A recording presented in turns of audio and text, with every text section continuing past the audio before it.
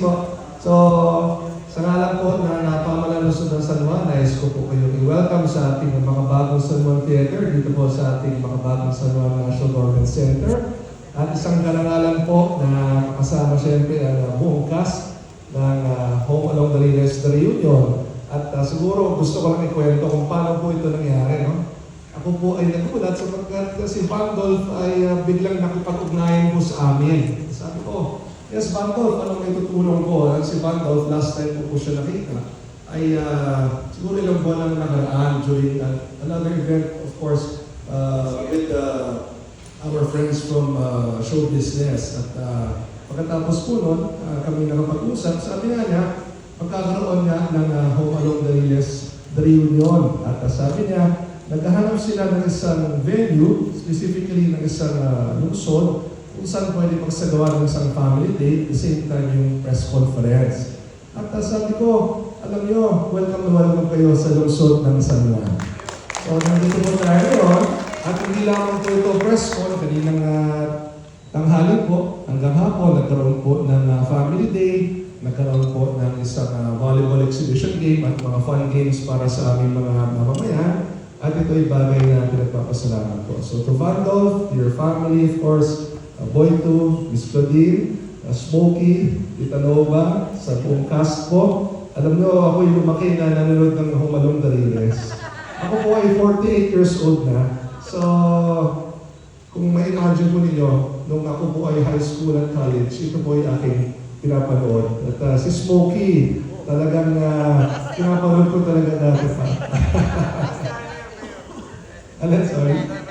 I'll invite the cast, if you can please be there. We will invite our San Juan City officials as well to watch the movie. So dalawa po yan, Bandolph. Yan, dalawa, back-to-back yan. Parehong sa June 17, isang theater na yan. So magkasunod siya. So sana makatag po kayo. Because I'm sure our constituents would love to see all of you also. So yun po lang, maraming salamat at muli welcome po sa lungsod ng San Juan. Thank you so much, Mayor Francis Zamora. Mayor, may invite you for a photo opportunity with our cast. Francis. One more. Okay lang, thumbs up. Thumbs up, guys.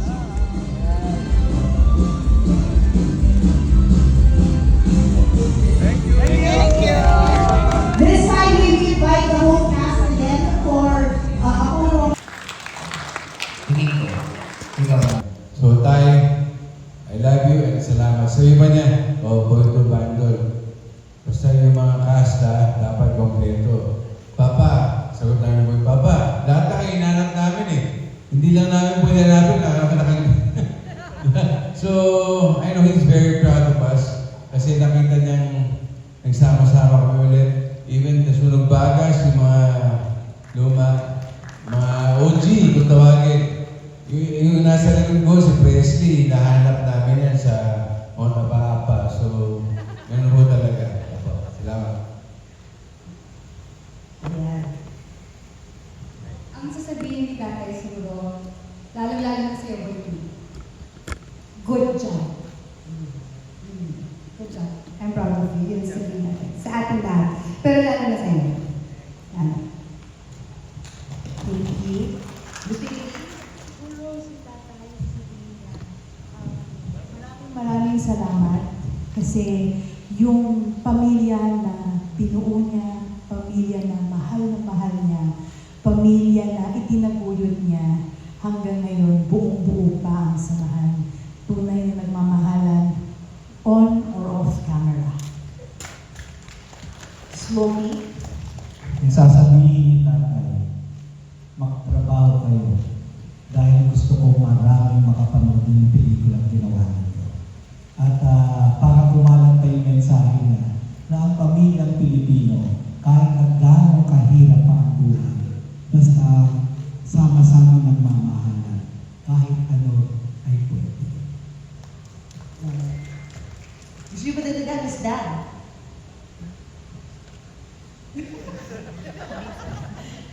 Ito yung Christy lang. Siguro sasabihin sa atin dito doon. Ang sasabihin niya sa atin, pagpusayan ninyo. Kaya naman, pinagpusayan naman namin. Dahil 2 taon namin binigyan ito para sa inyo.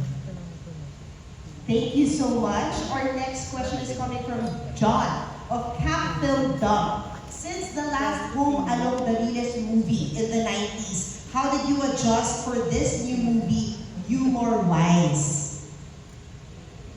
Baby boy, do you want to take on this? Doon sa humor, we make sure na yung feeling is just basic template po. Sinigurado namin nandun lahat.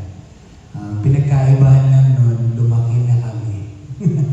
Pero yung humor, yung puso, yung core, yung pinaka-main, ano na, is really about family ba din. Can you repeat the question? Humor-wise, paano kayo nag-adjust sa pelikula na ito, sa The Reunion? Given that, syempre marami ng generation ang makakapanood. Hindi ko kanina double rice eh. So, ano po, of course, maganda siya direct. At first, pero alam niyo po, mga kapatid, pag nagsama-sama kami, bumabalik yung pagkakalanlan kasi at ease kami sa isa't isa. Pero of course, yung unang taping, lalo kami mga tumanda, like si Maybe, ako, si Dos, parang, teka pa na ako atin dati, matakaw ako. Tapos may anak na ako, mas matakaw sa akin, di ba? So, adjustment, pero madali kasi iba yung bonding ng family ever since parang hindi nawala. Kahit matagal kami nagpahinga. Yes. Follow-up question, this one's coming from John Bueno of Kumagkao. When did you start planning for the movie and casting for it? And may mga plans daw ba kayo na mag-international release din? Theatrical movie. Nung nag-start, I remember, nag-start to, meron kami, actually, kami dalawa ni Valdo, meron kaming pinopromote na isang product na kailangan namin mag-viral. Sabi ni B, paano ba tayo mag-viral? Pumunta tayo dun sa Riles. May pinuntahan kaming Riles sa may bandang Suwan. Tapos kami dalawa. May trend pag dumadaan. May trend. Sumakot ko may trend na dumadaan. Tapos gumagano'n na kami.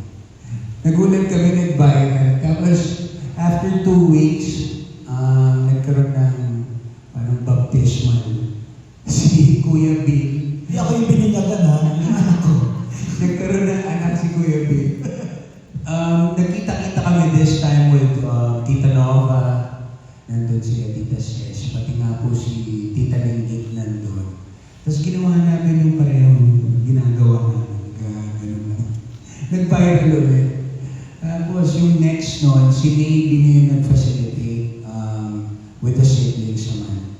So nagkita-kita kami nila na Ate Claudine, si Maybe, ako, si Gio. Nasa Italianis sa amin. Ganun din, manong-ganun, nag-viral ulit. Hanggang tuloy-tuloy siya. Tapos, eksakto pag month ng July, marami kasi sa cast na nagsa-celebrate ng July. Kahit ako, actually, ka-birthday ko si Tatay Kevin. So pag July 25, lagi kami magkakasama. Doon nag-start. Tapos, paano niyo ba susundutan? After nun, ang nangyari, hindi naman talaga namin sinadya na dumiretso agad sa movie. Nagkaroon lang kami ng, yung ginagawa ng mga content creators ngayon, nagkaroon kami ng sarili namin. Tawagan ng page namin, Home Along the Reels. So nag-start kami doon, reunion lang kami ng reunion. Tapos nakikita namin sa mga parang comments ng mga tao na parang, ay, parang namimiss nila kami or namimiss nila yung show. Pero parang sinasabi nila na sana magkaroon ulit ng Home Along the Reels. So at first, never namin inisip na magiging reality ito. Hanggang umabot sa point na sabi ni ate, ready naman ako, bakit hindi natin i-try yun? So nag-umpisa to, pinuntahan namin ni Vandolph and we're very grateful. Nag-start to kay Tita Cory. Of course, it wouldn't be possible kung hindi po kami, kung hindi dahil sa kanila pinayagan kami hiramin yung IP ng Home Along the Riles. Naalala ko yung vino, sinabi ni Tita Cory, sabi pa nga niya, uy, klaseng home alone yung balak niyong gawin? Oo. Sinong gaganap na Dolphy daw? Yun ang sinabi ni Tita Cory. Sinong gaganap na Tito Dolphy? At paano nyo gagawin na wala yung dalawang core at wala rin si Tito?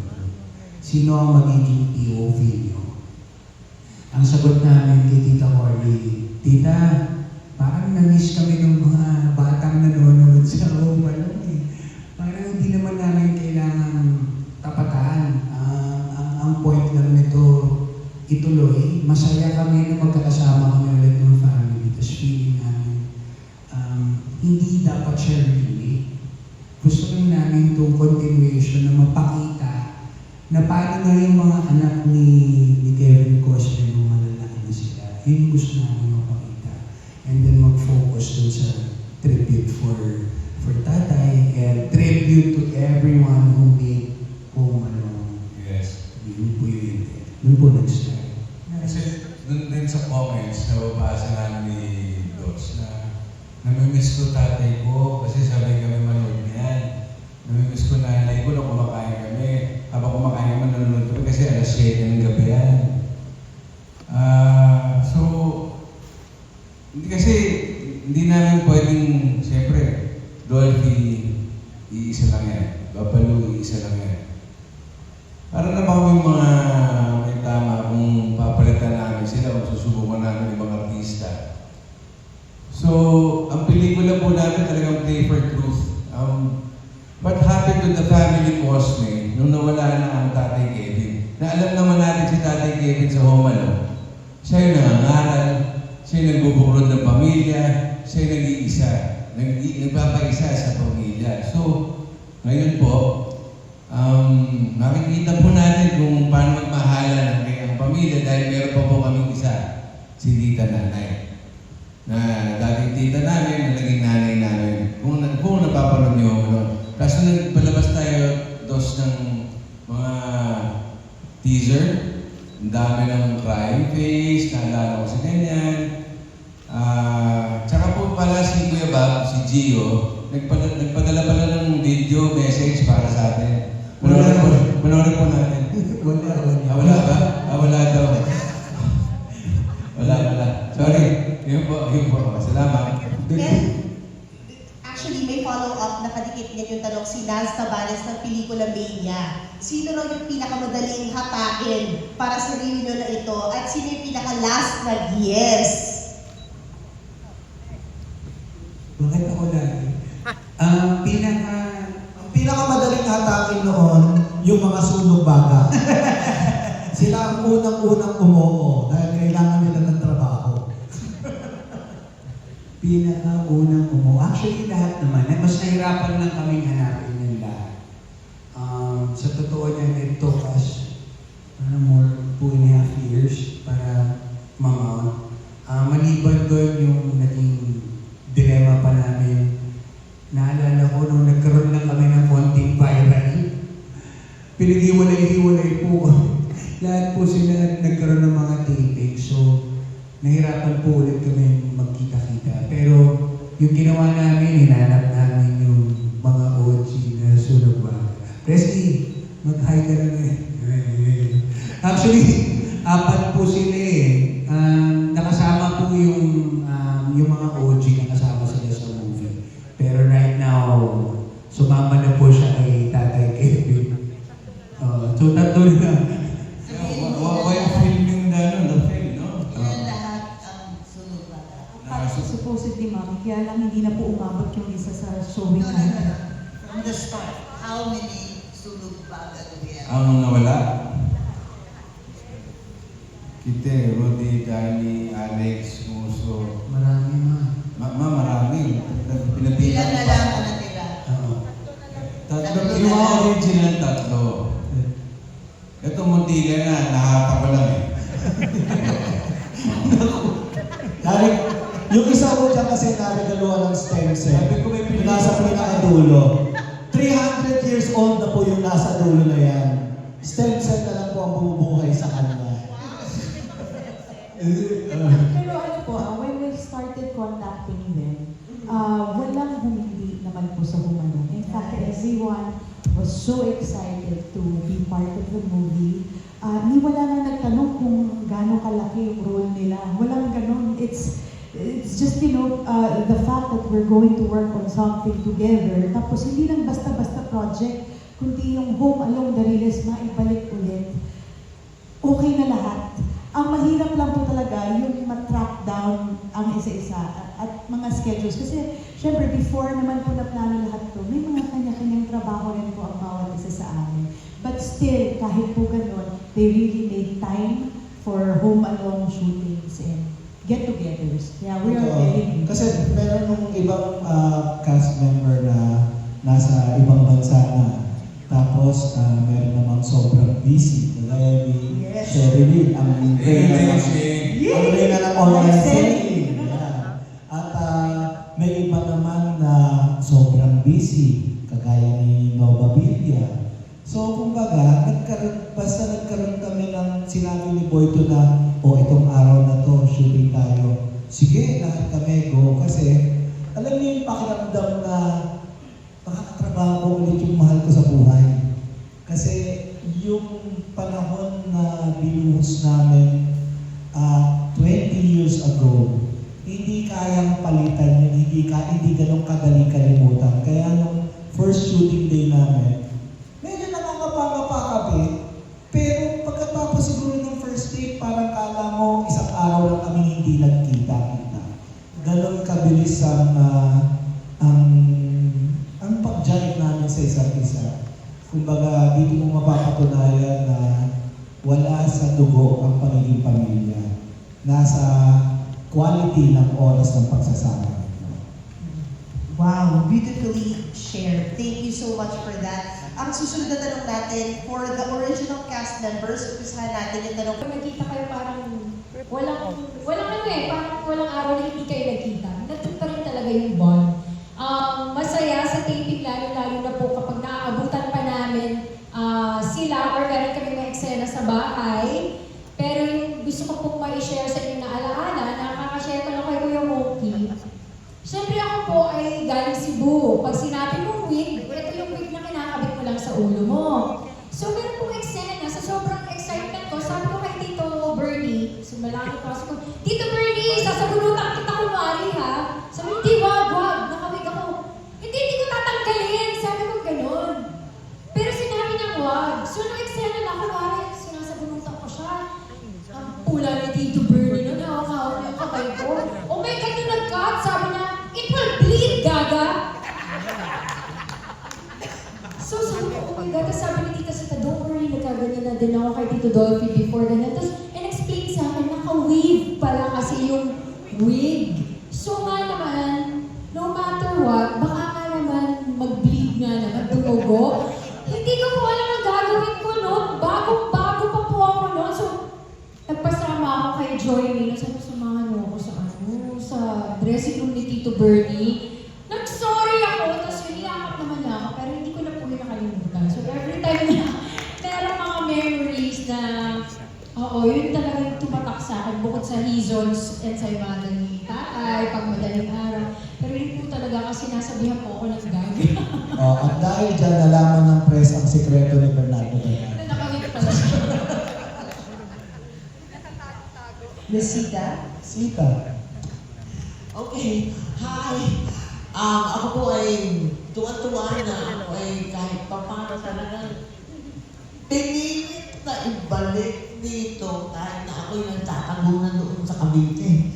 And I'm really so happy and so grateful to you, Direk, and of course, Consi Bando, and of course the family. Kasi kung hindi naman kami pumayag yung family, hindi naman nila ako tatanggapin ulit. And ako po, yung pinaka-memorable kong day doon sa dating Home ay yung aking first day. Kasi,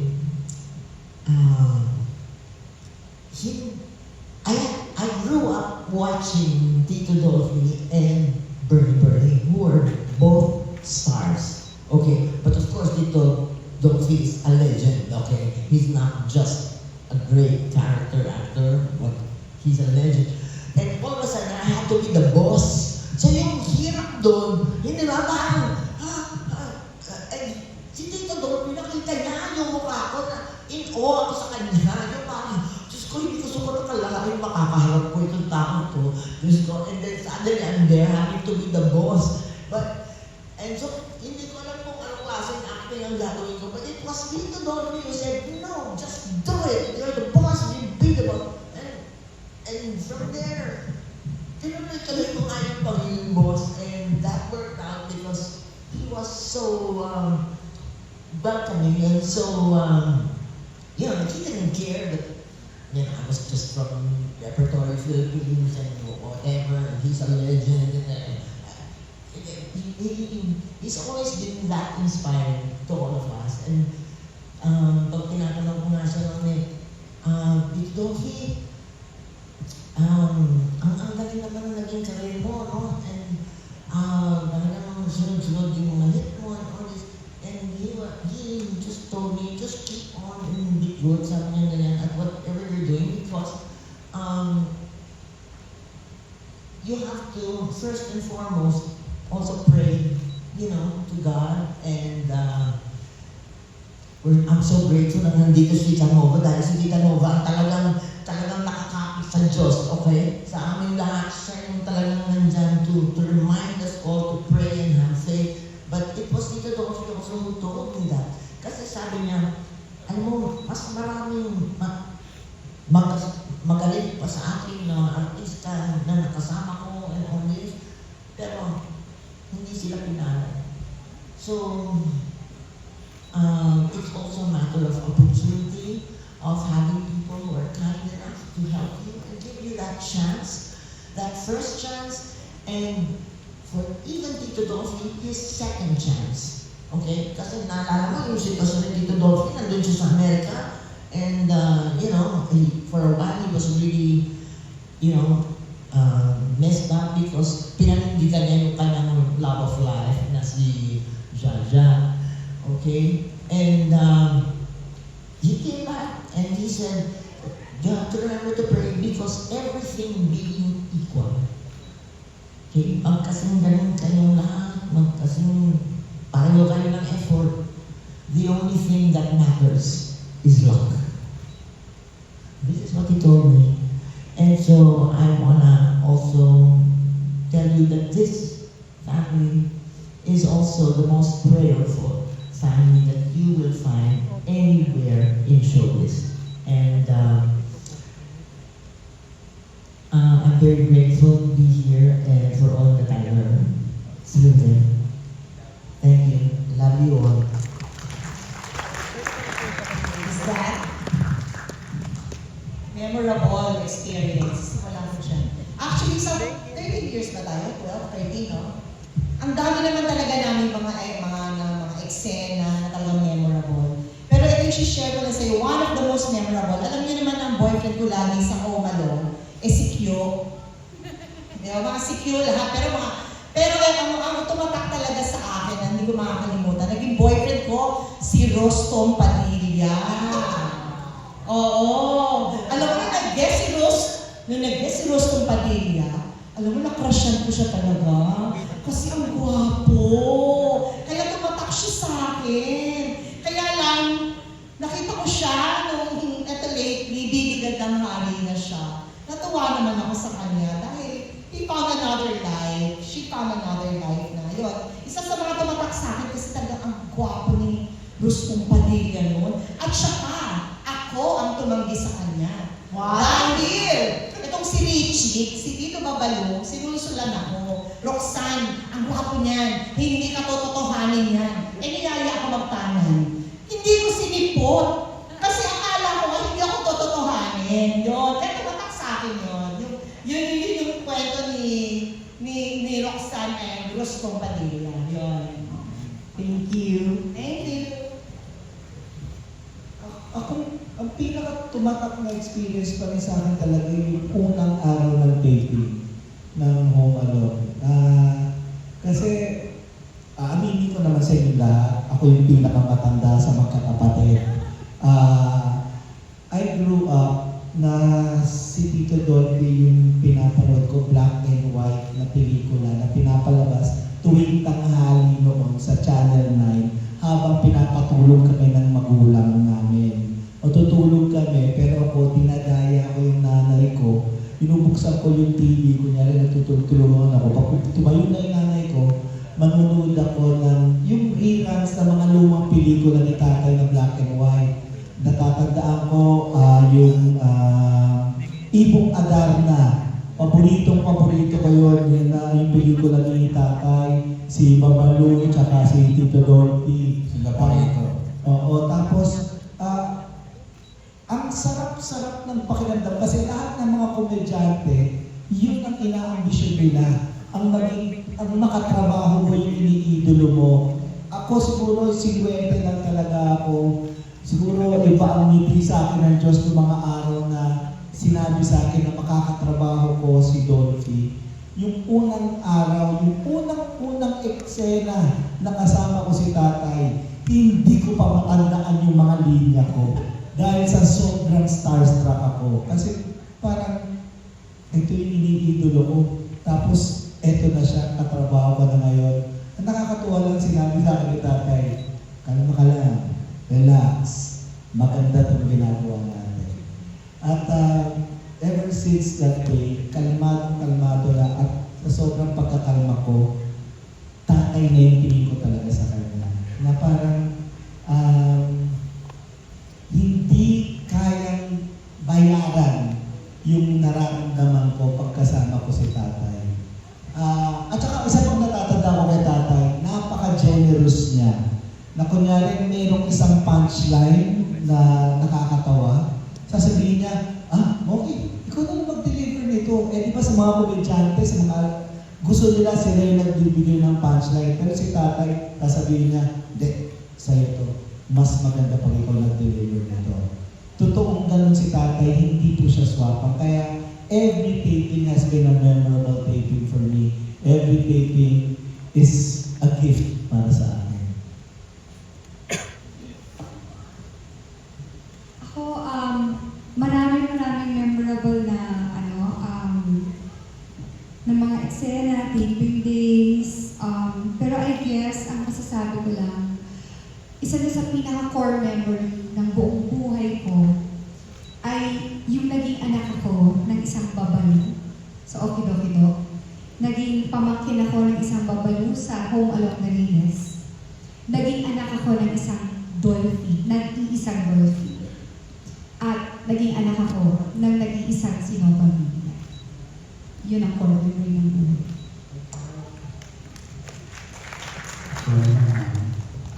Si Tita Nora, ang mami ko.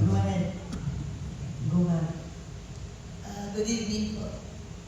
Alam po ninyo, ang magaganda ang mga narinig natin, ng mga kwento, yung mga nararamdaman nila sa puso nila regarding its own Dolphy. At alam na alam natin lahat ang pagkatao ni Tito Dolphy. I'm a church goer. Every day I go to Mass. I'm a Mother Battler member sa simbahan. At ang mga kasama ko are all seniors. 70, 80, 90 years old. Yan po ang mga barkada ko. And probably I am the youngest. I'm 80 years old. At lahat narinig ko sa mga unong buhay pa si Tito Dolphy. Because 40 years na ako sa simbahan as a mother battler at nakasama ko lahat ang mga seniors. Mas older pa, yung iba 90, 95 years old. At noon pa,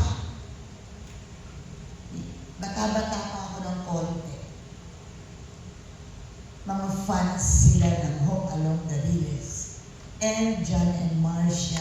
So they were a little bit younger before hanggang sa sila'y tumanda na at maswerte na may mga buhay pa. Pero mga 90, 95 years old sila. At kami pa rin ang magkakasama sa church. And they always tell me, Sister Nova, sayang wala na si Dolphy. They were about 60, 70 years old. Every week they watch mga shows ni Tito Dolphy, especially itong ating Home Along the Riles. At iisa ang sinasabi nila, hindi, what do you call it? Kulang ang buhay nila kung hindi sila makapanood every week ng Home Along the Riles. Sa edad na pagtanda, ang hinahanap na lang ng matanda ay ang maging masaya, ang tumawa. They're very lonely kung walang nagbibigay ng pag-ibig, ng masayang show sa matatanda. Parang numbered ang kanilang oras. Pero pag nakakapanood sila ng masasaya, especially Home Along the Riles, napakalakas ng,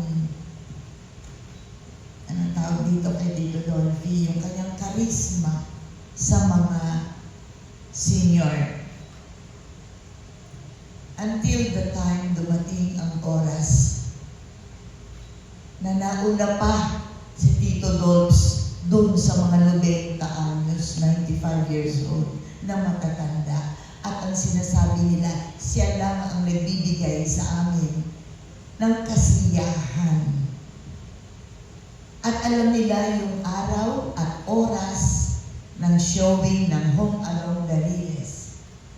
At tawang-tawa sila. They forget about their worries. They forget about nagbibilang na ng araw kung kailan sila kukunin ng Panginoon. They forget everything kung hindi puro tawa, kasiyahan because of Home Along the Riles. At sinasabi sa mga apo, sa mga anak, walang gagalaw ng TV sa araw na ito, sa oras na ito. The joy that we can give to the seniors. And now, ako na yung senior. I'm 80 years old, pero kaya ko pa makipag-wrestling. Anyway, so ngayon, at nawala si Tito Dolps, every day, because lagi po akong nasa simbahan, every day we attend Mass at 6 a.m. Mass. Puro senior ang mga barkada ko sa simbahan. At sabi gano'n, parang may naririnig ako, sabi ng mga matatanda. Are you doing a movie? Andiyan ba si Dolphy? Biglang lumilinaw ang lalamunan, biglang sumisigla. Itong matatandang ito, dahil sinasabi, siya lang ang nagbibigay ng buhay. Every time you watch Home Along the Riles, si Tito Dolps, o kahit yung panahon pa ni Lida Blanca, ano yung siya nila? Janet Marcia, always sinasabi, papatanda na yan, mga yan. Tawang-tawa ako. So the joy that we can give to the seniors, sa mga taong nagbibilang na lang ng araw at mawawala na sa mundong ito. What I'm saying is, so he was never forgotten. Kasi when they see me, ay Nova, Sister Nova, sayang wala na si Dolphy. Kakabit sa akin yung ano. That's why, one day, magkakasama kami after the rosary, after the Mass, we pray the rosary. Magkakasama kami, Sister Nova, kain ka sa bahay, magkape man lang tayo. These are older than me. Natatawa ako up to now. Naiisip ko, hindi ko makalimutan yung kayo ni Dolphy. Always kakabit si Dolphy. Until the time, Boyto and Van Dolph talked to me na gagawa ng pelikula ng Bong Along Dariles. Nag-iba yung pakiramdam ko. Ang naisip ko yung mga kasama ko sa simbahan na I'm sure they will be excited at kahit na masakit ang kanilang mga paa, mga rayuma, magpapasama sa mga apo to watch the movie hanggat nandyan si Dolphy at si Nova. The joy that we can give to seniors. Kaya nagulat din ako when they told me gagawin nila ang pelikulang ito. Of course, I am excited. Pero may konting lungkot. Paano yun? Wala na si Tito Dolphy. Paano na yung role ko? Paano na yung istorya? They assured me, silang dalawa, huwag kang mag-alala, Tita Nova. At ang nasa isip ko, yung matatanda, sabi ko, wow, matutuwa itong mga to. Sabi ko, ganun. Hanggang sa ngayon nagkikita ka pa rin kami. Sabi ko, I have a surprise for you doon sa mga seniors sa simbahan. Makikita niyo si Tito Dolphy. Sabi ko, makikita niyo, mararamdaman. Oo. Mararamdaman. Of course, the imagination niya. Kasi andito yung mga anak. Tsaka yung story. Yung gano'n. He will live through the story. I love you, Mami. Ngayon po, tapos na talaga. Salamat po sa pagpunta. Salamat po sa pagpunta. Kaya, mga kaibigan, ito po kami. Doon po sa kanan ni Exit. Ay, mga buwisit. Patapusin niyo ako. Tapunin mo si Tita Nova. Natapos na po yung oras dito. Ending na. I'm sure, iniimbita ko silang lahat manood ng Home Along Dariles para mabuhay ulit ang kanilang spirit. Di ba? Meron pa mga hindi nakapanood dito. Marami sa amin nakapanood na from the preview, from the special advance screening. But we get yung sa para sa mga iba hindi pa nakapanood, excited din sila na mapanood ito sa June 17.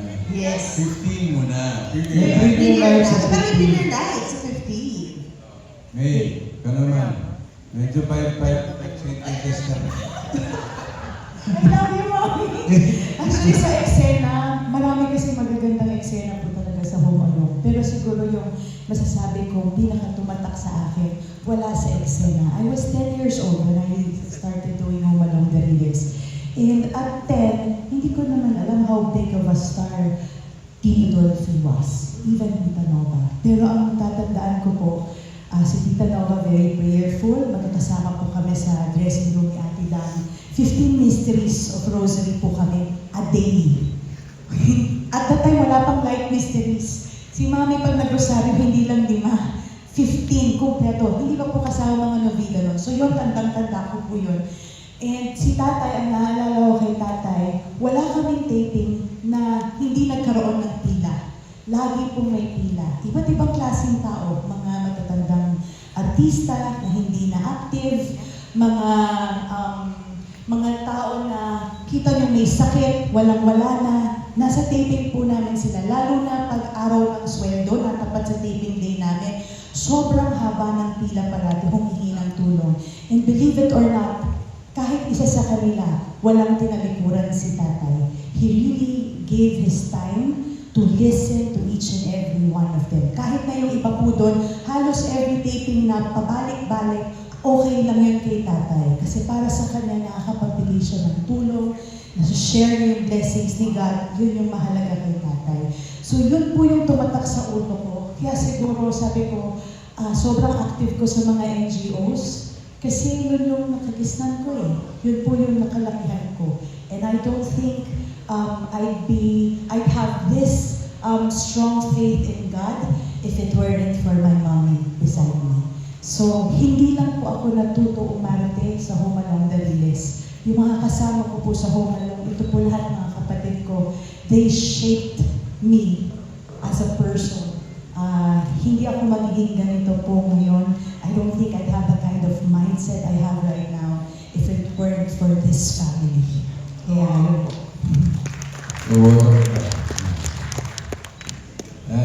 Tapos din.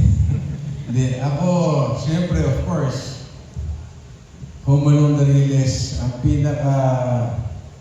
isa sa mga talagang tumatak sa akin is having another family. Dahil alam niyo naman po nung bata ko, hindi naman lingit sa kaalaman ninyo kung paano kung gano'n kulit, gano'n ganyan, gano'n laki ang pamilya ko. Pero doon po sa Humalong, as time goes by, habang lumalaki po ako, nagkaroon po ako ng extended family. Nagkaroon ako mga kuyang, inalaki namin ni Boyto, nagturo sana kung ano-ano. Huwag kumano!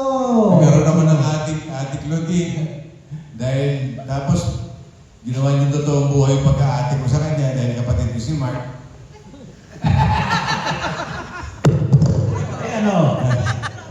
Hindi, that was the past is past. Diba? Ito mga... Pero ang pinaka-importante po talaga sa akin na talagang most thankful ako sa Panginoon na experience ko sa Humalong. Doon ko nakilala aking always and forever. Doon ko nakilala ang aking asawa na binigyan kami ng isang poging anak dyan sa likod. Dito, stand up po. Hindi po yan Twilight, hindi po vampire yan. Ha? Yun po. Siyempre, ang aking isa po pong anak sa darating na pelikula, siyempre, di naman, kahit malaki po ako sa pelikula, hindi po ako matakaw masyado. Ang matakaw na yung anak ko, si Baldolito. Ayan. Yan. Saka ang barkada ng aking anak si Celine, na ang tawag sa kanya, libag. Yan. Yun lang. May new generation na. Ha? May new generation na. Yes, yes. Si Direk pag-ikwento niya mamaya para mas malinaw. Pero direct, hindi ka pa nagsasabi ng most memorable para hindi mo pa sinasagot. Well, sa Humalong kasi, alam mo, isang naaalala ko, yung alam mo yung behind the scene, yung maka-eksena mo yung isang Tito Babalu at yung isang Dolphy, isang Tita Nanay, Tita Noma. Alam niyo yung spontaneous, wala kayong ibang ginawa kung hindi magtawanan na lang sa set. Tapos sila kasi very impromptu yung setup nila. Parang bawal sila mag-take two. Yung feeling na nagtatawanan, naririnig mo, pati yung mga cameraman sa set, nagtatawanan. Pati yung assistant director. Oo. Minsan kami dalawa ni Vandolph talagang, hindi naman namin alam para lang kami naglalaro eh. So minsan, nasisita kami ni Tatay Kevin o ni Lolo. Pag hindi kami nakikinig kasi magte-take two. Pero, ang naaalala ko, kahit mag-take two yun, iba na yung atake nila, pero nakakatawa pa din. Hindi siya pwedeng umulit ng pareho.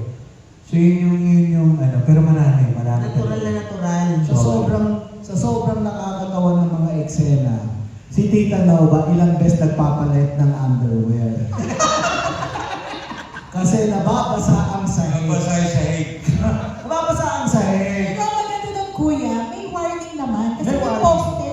May specific na poste sa bahay ni Kevin na pag yumapos na si Mami doon, alam na natin lahat ang kasunod. Oo. Kung minsan hindi doon sa poste, doon sa puno ng impacto na nandoon sa Humalong. Kung natatandaan nyo. Pag sumandal na si Tita Nova ng gano'n, asahan mo, yun na yun. Amos, di ba si Erpat nagre-reading kami sa kainan. May nagmamasahe dito, may nagmamasahe dito, may nagmamasahe dito, may nagmamasahe sa ulo. Sabi niya, teka, pagtrabahuin niyo naman ako. Diba? Tapos si Ate Claudine Lobos laging danggit namin sa set. Ganun talaga. Marami. Actually, guys, napakarami.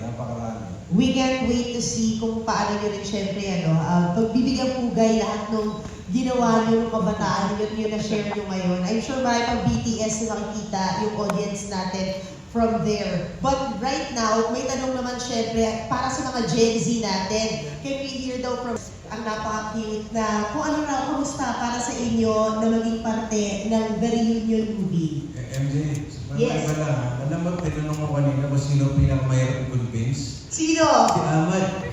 Bakit? Kasi tahimik. Eh, papasalitay na nga daw natin siya. Ano namang feeling mo, syempre, no? Maging magulang mo si Miss Jenny at si Bandol. Kamaya. Anong feeling? Anong feeling? Nawala tuloy ng mic. Ito na lang. Feeling ko po ay masaya po. Masaya po yung pagkain.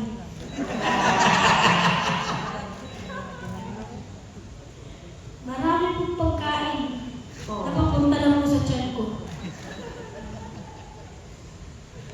Excited na kayo mapanood ka. Sila niya kasi lagi may food. Thank you. Parang ikaw lang din dati. Celine, first movie mo to. Second movie.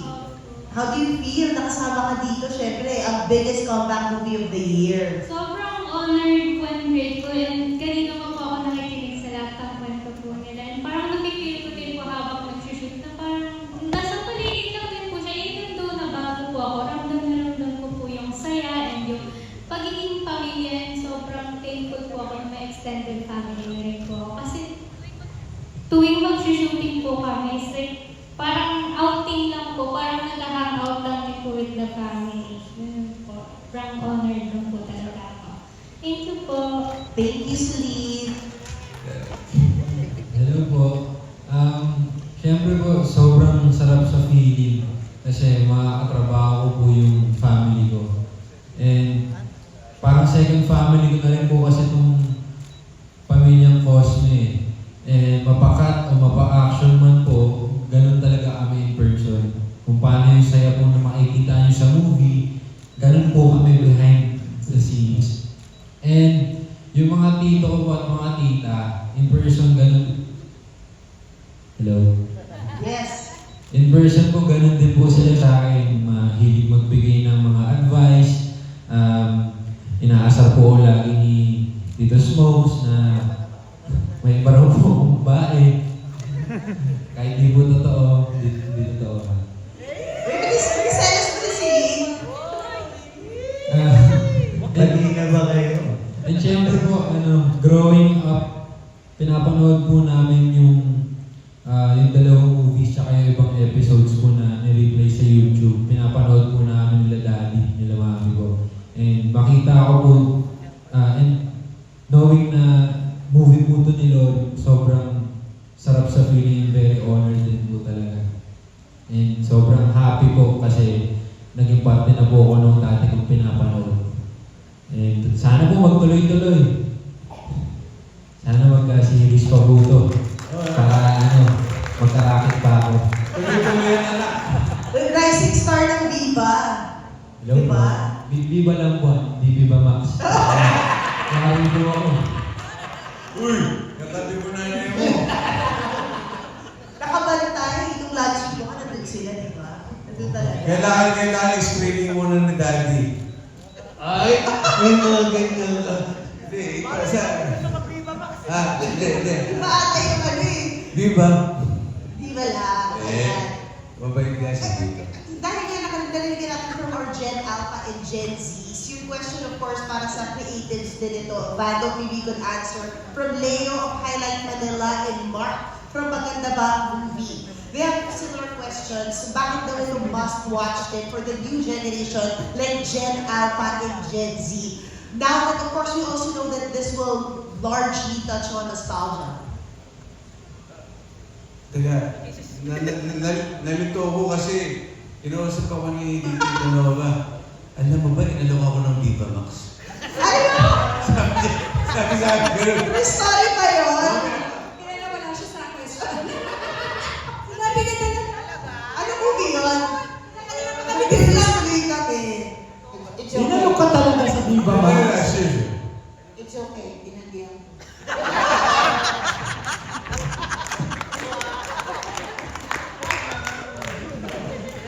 I'm sorry, MJ Tito Nova, alam mo naman magsalita. Pero nagtaka ako, Viva Max eh. Yes. Kayo muna sumagot para alam mo yun. Dahil yung Appeal sa Gen Z, How will you Gen appeal Alpha sa ngayon, ng Gen Z? pelikula na to. When we were meeting sa story, kasama na yun sa namin sa mga tasks na kailangan namin. Kung paano makaka-relate yung current gen na mga hindi nakapanood na o hindi naabutan yung Home Alone at yung mga Gen Alpha. At nagawa naman namin ng paraan kasi ang movie, pag pinanood ninyo, pwede siyang panoorin na wala kayong history na napanood nyo yung Home Alone. Kasi makikita nyo yung dynamics ng family. And at the same time, comedy naman kasi is universal eh. It appeals to everyone. Sabi nga ni tatay noon, ang mga punchlines na yan, noon pa namin ginagawa yan, nauulit lang nauulit. Depende kung paano mo aatakihin. And I'm pretty sure nung nag-screening nga sa Metropolitan Theater, pasok pa rin talaga sa Gen Alpha, sa Gen Z. At pag napanood nyo sa June 17, maiintindihan nyo po yung sinasabi namin. Di ba, Dos? Tama. Yeah, kasi relatable, basically tungkol sa family. So, madaling habulin ng mga Alpha Gen Z naman. Mas naging challenging pa nga for us yung how to make the story feels like yung core na minahal ng tao. Mas doon po kami tumagal. Just to share yung naging collaboration between consulting with yung mga OG writers. It took some time. Siyempre, lahat ng mga OG writers yan, nilabas namin sila. Nag-brainstorming doon ng matagal. Of course, Tita Linggit, part din nun. Iba yung inisip nila nung una. Ang sinasabi nila, boy, ito, comedy. Comedy tayo, ha? Ayan, nakakatawa yan. Ganyan. So, kami, mas nakita namin na, yes, of course, Home Alone the Real Store. Natural na magiging madulas yung pagpapatawa. Pero kuya, play for truth tayo ngayon. Wala po kaming going back to the POV. Wala pong papalit sa hari ng komedya. Wala pong papalit kay Babalu. Yung POV na to ay actually napunta kay Tita Nanay, closest to tatay. Para hindi kami maligaw, considering na medyo naging challenging din sa amin kasi ensemble. Mahirap i-trim down yun sa isang pelikula lang ng 1 hour and 40 minutes. Pero dahil mas pinili namin maging totoo dun sa pagiging totoo, na yung kulang sa amin, yun yung pinaka-strength namin. Yun yung mas pinili namin. And yung mga bits and pieces ng mga bago, ay sinigurado namin, parang ano yan eh, parang sa Marvel, diba? Pag kunyari gusto mong manood ng pelikula, ng favorite Marvel movie mo, mag-produce ng bago agad-agad. Diba? So, unti-unti yan. So, yun yung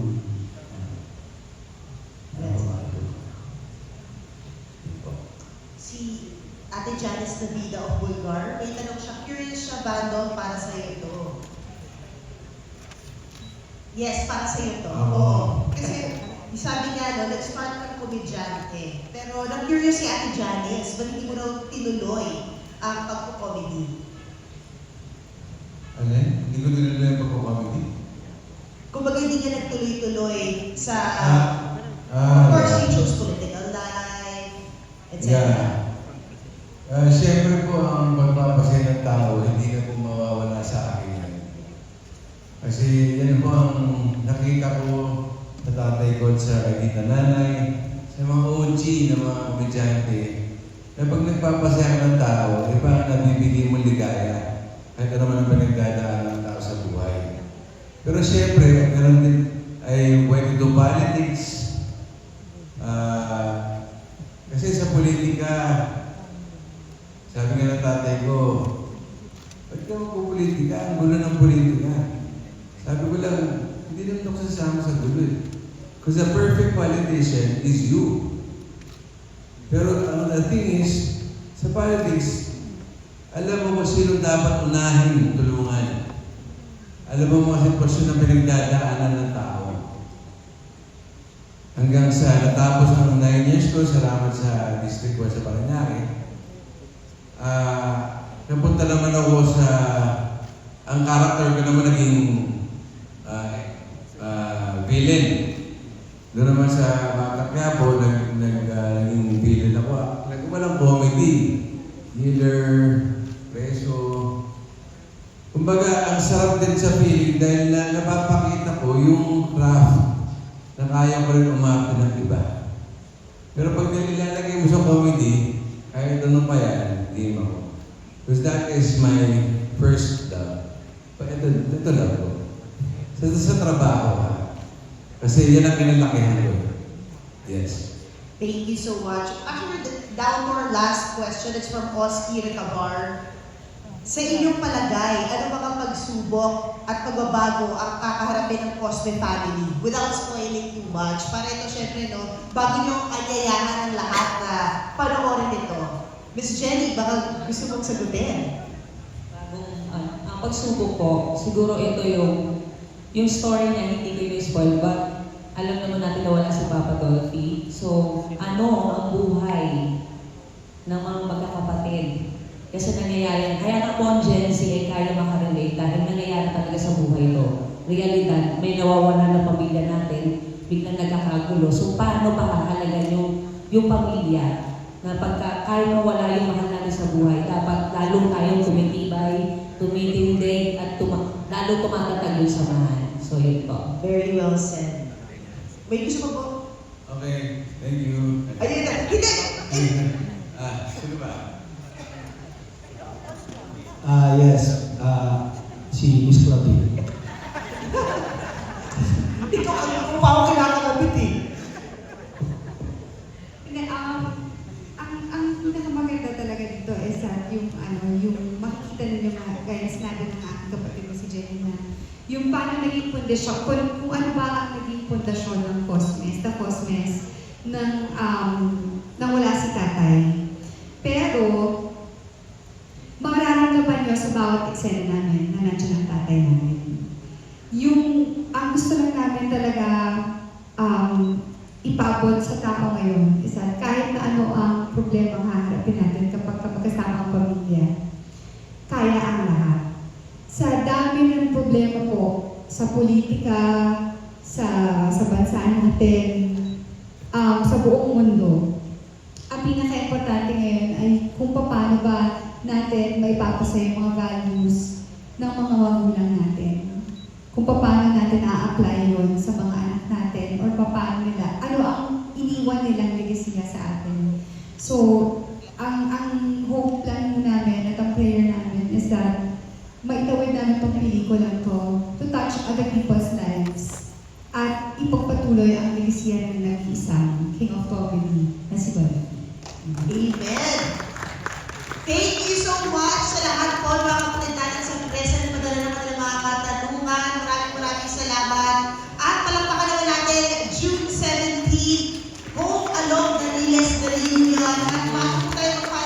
huwag niyong madaliin yan. Hindi biro na basta niyo na lang ilabas yung Home Alone the Latest. Kailangan maramdaman niyo yung timing para sa inyo. Na feeling namin ito na nga yan sa Father's Day. June 17 na. So yun. Perfect timing. Mami. Dito na nga. At dyan po nagwawakas ang ating press con. Sorry. Last na po si Miss Thomas. Sorry, Tita na. Sorry, Tita na. Last niya daw, mami, si ate daw. Unang-una maraming salamat po sa inyong lahat sa pagpunta ninyo dito, sa oras ninyo, sa mga tanong ninyo at sa interest ninyo na malaman kung ano ba talaga ang laman ng pelikulang to.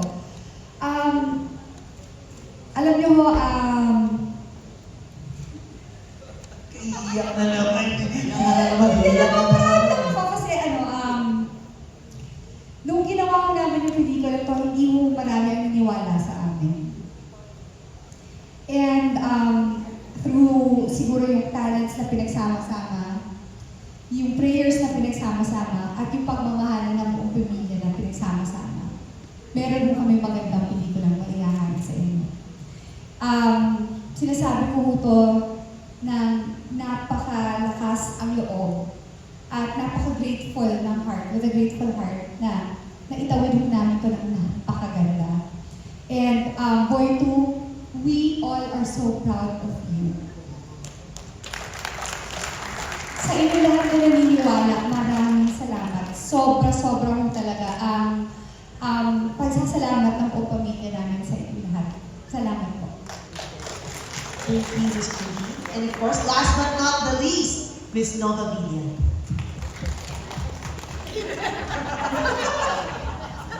Amen. For the past 25 years na kami magkakasama up to the present, pwede palang mangyari. Hindi kailangan lumabas ang mga batang ito sa katawan mo. Hindi tayo magkakaano-ano.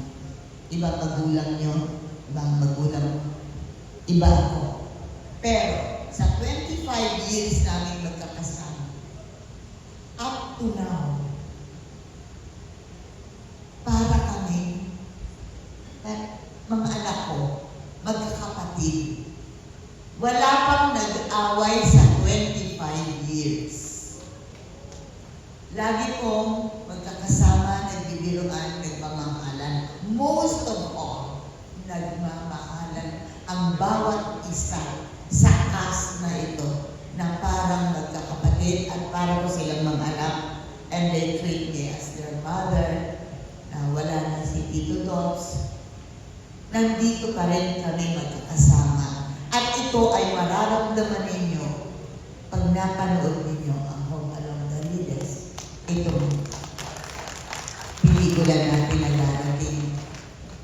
So, ang pag-ibig pala ay hindi namamatay. It doesn't matter na hindi kayo magkadugo. Wala pong away sa 25 years. Lahat po nagtutulungan at nagmamahalan. Kahit na mga loko-loko din itong mga ito. Pero, pagdating sa problema, pagdating sa pangangailangan, nandyan sila. At dito makapanood ninyo, when you watch this show, mararamdaman ninyo how close ang mga batang ito dyan. And this is a reality. Hindi ito biro, hindi ito joke, hindi ito. We are very close. We are family. Thank you, Tito Dots. Thank you very much. At ito pong dyan na nagtatapos ang ating Home Alone the Latest